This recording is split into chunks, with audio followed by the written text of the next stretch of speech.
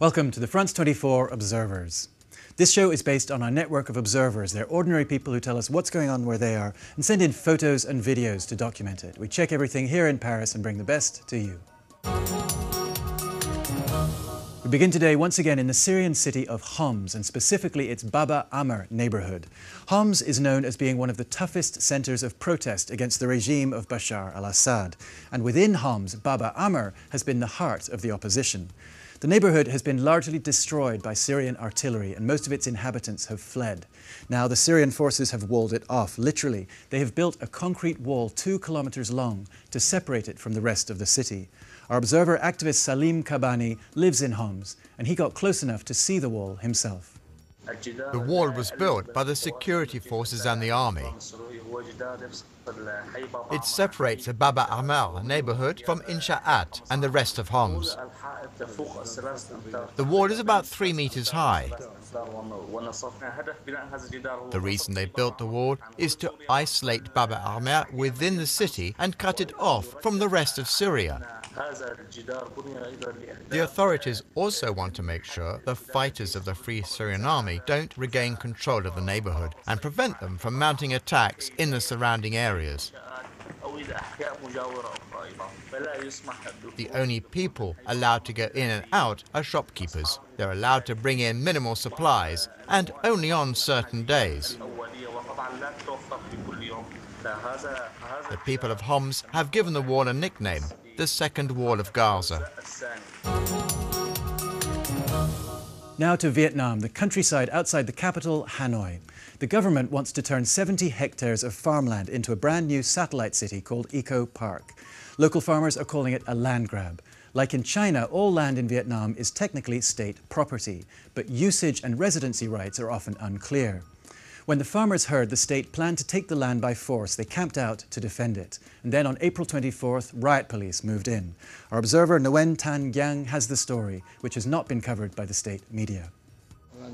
When the villagers in Van Zan learned the police were going to take control of their land, the next day they set up a camp to block access. The police buses arrived very early in the morning, with thousands of police on board. They completely destroyed the camp. They tore down the tents and destroyed the crops. They used tear gas and rubber bullets against the villagers. It was violent and people got hurt. The villagers were terrified.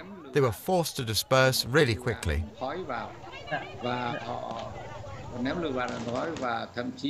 The police are in control now. They've put up barriers around the site, and the villagers can't get to the land anymore. They're furious about these land grabs, not just in Van Zan, but across the country. There are more and more land grabs in Vietnam. Some construction projects are clearly for the benefit of society. That's what the law demands. But unfortunately, some are just to get certain people rich. That's what's happening in Van Zan.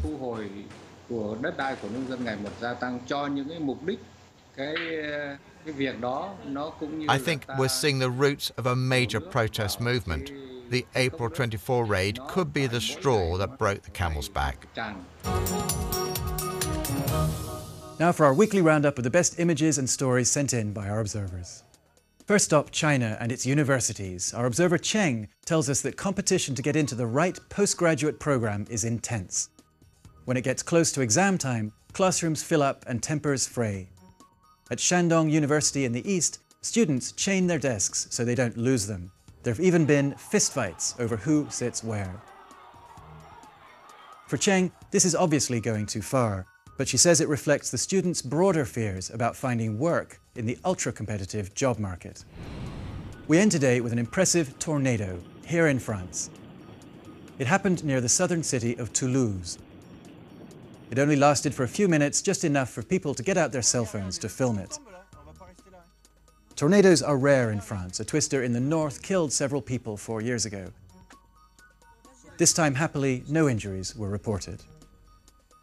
That's all for this week. As always, you can find more reports from our observers on our website, on our Facebook and Twitter pages, and on our iPhone app. See you next time.